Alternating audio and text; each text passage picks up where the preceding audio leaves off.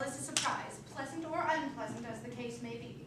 It is hardly a matter she could be allowed to arrange for herself. And now I have a few questions to put to you, Mr. Worthing. While I am making these inquiries, you, Gwendolen, will wait for me below in the carriage. Mama! In the carriage, Gwendolen.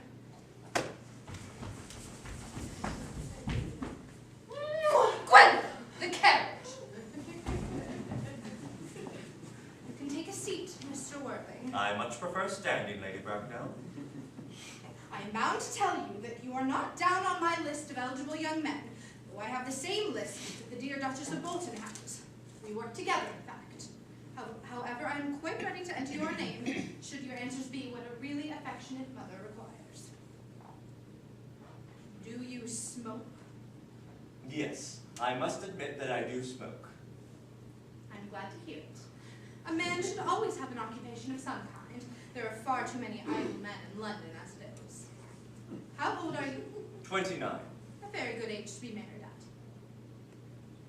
I have always been of opinion that a man who desires to get married should know either everything or nothing. Which do you know? I know nothing, Lady Bracknell. I am pleased to hear it. I am not in favor of anything that tampers with natural ignorance. Ignorance is like a delicate, exotic fruit. Touch it and the bloom is gone. The whole theory of modern education is radically unsound. Fortunately, in England at any rate, education produces no effect whatsoever. If it did, it would prove a serious danger to the upper classes and probably lead to acts of violence in Grosvenor Square. What's your income? Between 7,000 and 8,000 a year. In land or in investments? In investments, chiefly. That is satisfactory. What between the duties expected of one during one's lifetime and the duties exacted of one after one's death, land has ceased to be either a profit or a pleasure. It gives one position and prevents one from keeping it up. That's all that can be said about land. Well, I do have a place in the country with some land, of course, attached to it. About 1,500 acres, I believe. But I don't rely on it for my real income. In fact, as far as I can make out, the only ones who do make anything out of it are the poachers. A country house? How many bedrooms? Well, that point can be cleared up later. You do have a townhouse, I hope. A girl with a simple, unspoiled nature like Gwendolen could hardly be expected to reside in the country. I do have a place in Belgrave Square, but it is let by the year to a Lady Bloxham. Of course, I can have it back whenever I like at 6 months' notice. Lady Bloxham? I don't know her. Well, she goes about very little. She is considerably advanced in years. Nowadays, that is no guarantee of respectability of character. What number in Belgrave Square? 149. I thought there was something, the unfashionable side. But that could easily be altered. Do you mean the fashion or the side?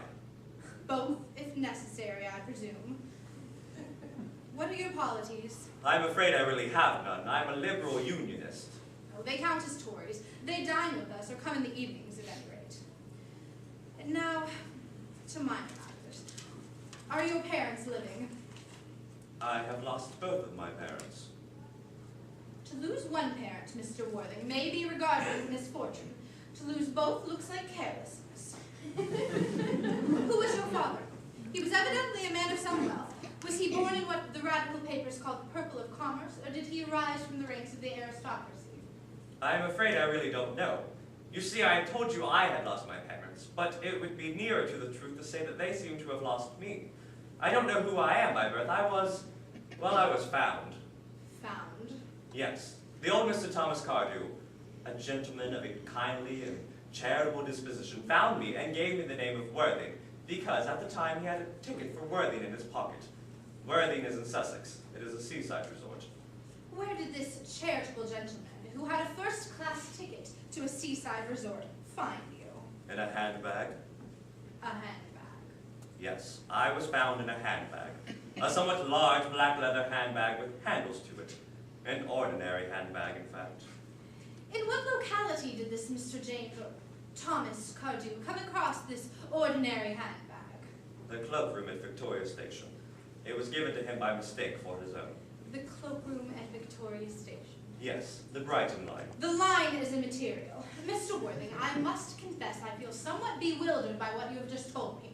To be born, or at any rate bred, in a handbag seems to me to display contempt for the ordinary decencies of family life that remind one of the worst excesses of the French Revolution. And I presume you know what that unfortunate movement led to. As far as the particular locality in which the handbag was found, a cloakroom at a railway station might serve to conceal a social indiscretion. Has probably indeed been used for that purpose before now, but could hardly be regarded as an assured basis for a recognized position in good society. What then would you advise me to do, Lady Bracknell? I need hardly say I would do anything to ensure Gwendolyn's happiness.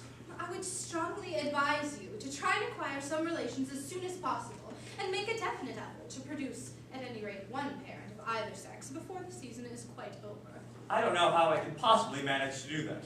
I can produce the handbag at any moment. It is in my dressing room at home. I really feel like that should satisfy you, Lady Bracknell. Me, sir? What has it to do with me? You can hardly imagine that I and Lord Bracknell would dream of allowing our only daughter, a girl brought up with the utmost care, to marry into a cloakroom and form an alliance with a parcel. Good morning, Mr. Worthing. Good morning.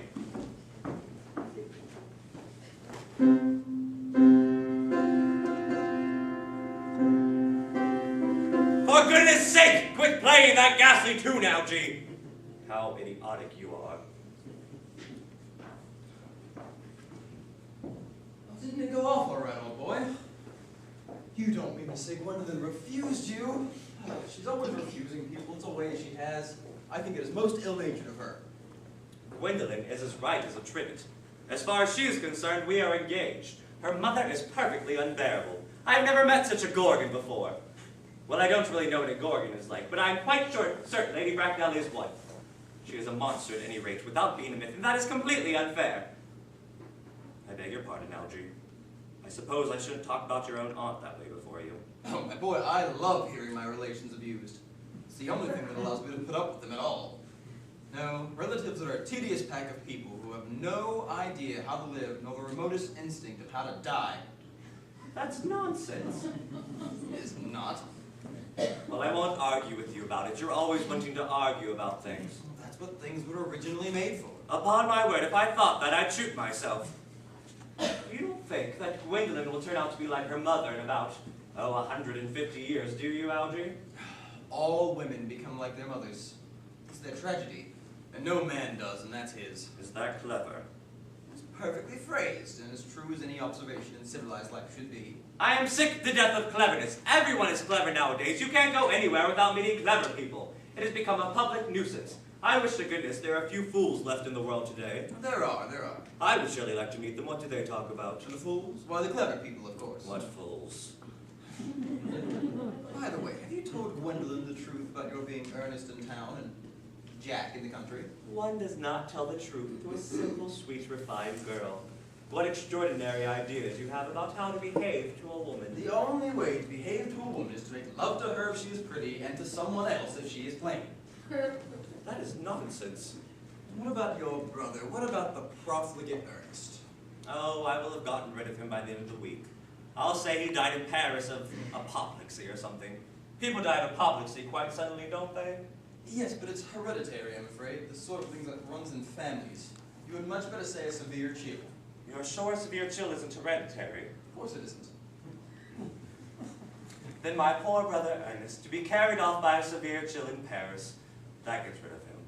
Yes, what about your Miss Cardew? I thought you said she was a little too much interested in him. Oh, that's all right. Cecily is not a silly, romantic girl.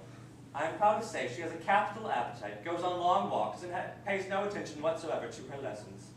I would rather like to see Cecily. I will take very good care you never do. She's excessively pretty and only just 18. Have you told Gwendolyn you have a ward who's excessively pretty and only just 18? One does not blurt these things out to people. Gwendolyn and Cecily are destined to become great friends.